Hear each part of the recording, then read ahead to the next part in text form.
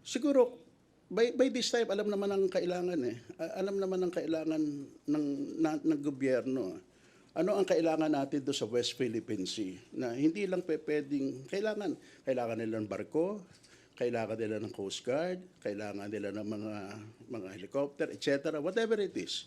Siguro it's about time na when we do the budget, the national government should not only, kasama na sa major concern niya, not only education, not only health, but also yung ano natin, yung protection of what is supposed to be ours.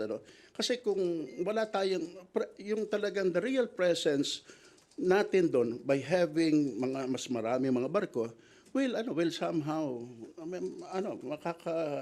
makaka-prevent ng mga bullying natin. But kung we will not give them the ample ships na kailangan nila, whatever, then mahihirapan talaga sila. Yun ang palagi naman nirereklamo ng Coast Guard, ang mga barko nila maliliit, yung pag-supply nila ng mga maliliit, ang bagal ng takbo. Kaya it's about time that that the government should also recalibrate yung pag ano ng pondo to include also yung mga kailangan natin to protect yung ating West Philippine Sea.